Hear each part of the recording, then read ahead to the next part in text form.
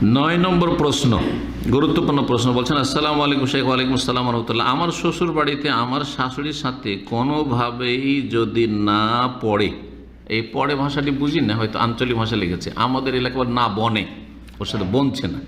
কোনটা বলেন আপনারা? বনছে না, জি, বনছে বা বনছে না, না পড়ে মানে বনছে না, ওর মিল হচ্ছে না। আমার স্বামীর কোনো ভাই নেই, 2 বোন। আমার স্বামীর বোনের 2টি সন্তান আমার শাশুড়ির কাছে আছে।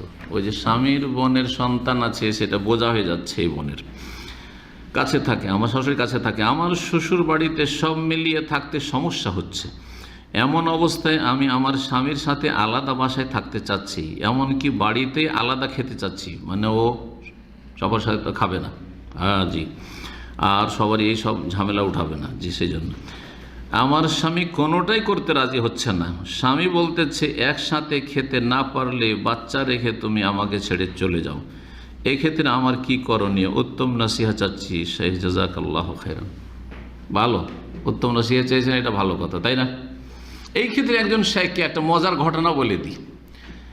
একজন ভালো শেখকে, সৌদি আরবে বড় শেখকে জিজ্ঞেস করেছে এরকম গিয়ে, হ্যাঁ, যে আমার স্ত্রী বলছে, আমি তো জেনারেল লাইনে শিক্ষিত, আর আমার স্ত্রী হচ্ছে আলেমা, ও আবার ইসলামী লাইনে পড়েছে, তো বলছে যে কোরআন হাদিস বলে যে আমার আলাদা ভরণ পোষণ দিতে হবে, সুতরাং আমাকে আলাদা বাসা দিতে হবে, তোমার বাপ মায়ের সাথে আমি থাকবো না, এটা শরীয়ত বাধ্য করছে না, তো আমি আলাদা বাসা পাওয়ার অধিকার রাখি, তো আমাকে আলাদা বাসা দিতে হবে।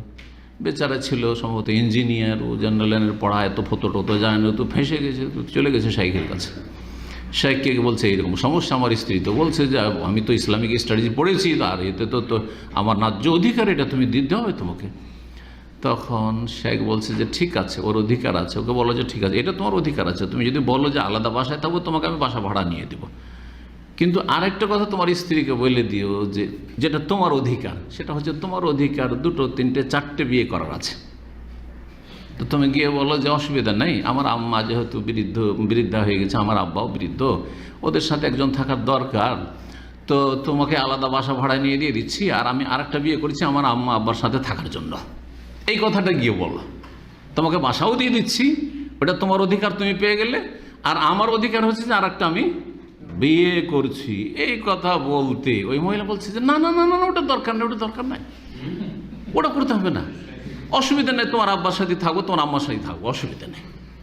কথা বলছেন না? তো এইটার উত্তর আজকে আমি বলছি এই বোনকে, আর ওই ভাইকেও বলছি যে যদি এইরকম কারো স্ত্রী করে, আপনাদের অনেকেরই করতে পারে, যে এত ঝামেলা আমি বরদাস্ত করতে পারবো না, তোমার বাপ মাকে খাওয়াইতে হবে, আবার তোমার ওই বোন আছে, বোনের ছেলেমেয়েরা আছে, ওদের জন্যই করতে হবে, ঠিক আছে, বোনেরও উচিত হবে অবশ্যই যে যখন একসাথে থাকছি, অথবা শাশুড়ি আছে আর দেখছে যে নাতিদেরকে রাখছি, মেয়ের ছেলে মেয়েদেরকে রাখছি, তো একটু বৌমাকে একা ছেড়ে দেবে না একবারে কাজে, যেমন কিছু শাশুড়ির আছে, এরকম জালেম আছে, বাড়াবাড়ি আছে, বউ আছে আর কেন লাট সাহেব, ও কেন আর কাজ করবে না, না আপনি একটু সুস্থ আছেন তো কাজ করেন, সাথে বউর সাথে একটু পাশে থাকেন। আর বোন ননদগুলো কাজই করতে চাই না, ওটাও করতে হবে, ওটাও উচিত যে তোমরা এখানে যখন আছো, হ্যাঁ, তো তোমরাও কাজ করবে, সহযোগিতা করবে, এটাও হইতে হবে, ব্যালেন্সটা ঠিক থাকতে হবে। তো এখানে এখন বলি এই বোনকে যে আপনার অধিকার আছে, ঠিক আছে, কিন্তু আপনার স্বামীকে যথাসাধ্য সন্তুষ্ট রাখতে হবে, যথাসাধ্য সন্তুষ্ট রাখতে হবে। আর আপনি যদি আলাদা এইভাবে জবরদস্তি করে থাকতে চান, তাহলে আপনার স্বামী তো সন্তুষ্ট হবে না, তার স্বামী অসন্তুষ্ট থাকলো। আর একজন নেক স্বামী কখনো সন্তুষ্ট হবে না ওর বাপ মা কষ্ট পেলে, আমিও কখনো হইতে পারি না, আমার আব্বা আম্মা কষ্ট পাবে, আর আমি এরপর সন্তুষ্ট থাকবো যে অসুবিধা নেই, তুমি যখন বলছো আলাদা বাড়ি, তো আলাদা বাড়ি, আলাদা খাওয়া দাওয়া তো আলাদা খাওয়া, অথচ তাতে আমার আব্বা আমার কষ্ট হবে, তাদের দেখাশোনার বিকল্প কেউ নেই, বিকল্প আছে ঠিক আছে, বিকল্প আছে ঠিক আছে। তো এই জন্য আপনাকে নসিহত করব যে ধৈর্য ধারণ করুন, সবুর করুন, এবং দুনিয়াটা হচ্ছে ঋণ, কথা মনে রাখেন, এটা একটা নসিহত। দুনিয়া হচ্ছে কি? ঋণ। ঋণ ঋণ দিলে কি করতে হয়, বা ঋণ নিলে পরিশোধ করতে হয়।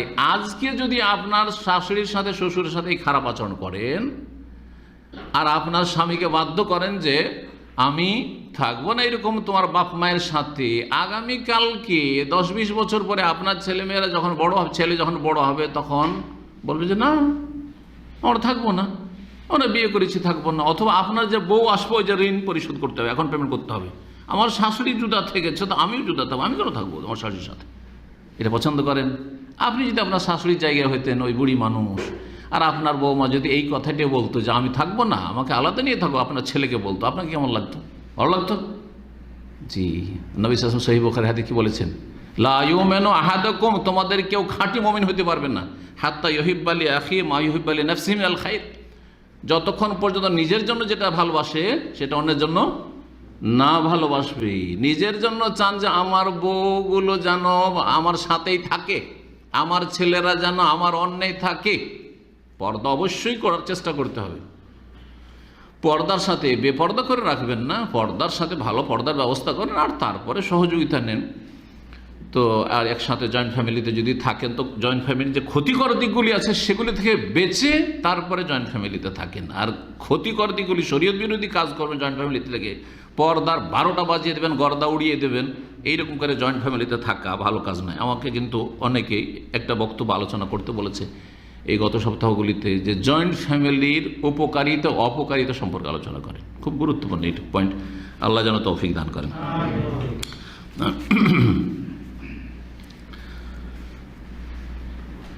10 নম্বর প্রশ্ন বলছেন যে আমাদের মসজিদের জায়গায় সংকীর্ণতার জন্য মুয়াজ্জিনের থাকার ব্যবস্থা মসজিদের বারান্দায় করা হয়েছে। মুয়াজ্জিন ধর্মীয় শিক্ষার পাশাপাশি অনলাইনে কাজ শেখার জন্য কম্পিউটার কিনেছে, তো অনলাইনে কাজ শেখার জন্য ইন্টারনেটের প্রয়োজন হয়, সেই জন্য তিনি তার ঘরে ওয়াইফাই এর সংযোগ নিতে চাচ্ছে, এটা কি জায়েজ হবে? ইন্টারনেট জায়েজ না না জায়েজ? কিন্তু ইন্টারনেট হচ্ছে পানির মতো নয়, পানি সবই ভালো, নিজে খেলেও ভালো আর কাউকে দিয়ে দিলেও ভালো, তাই না? তাই না? কিন্তু ছুরি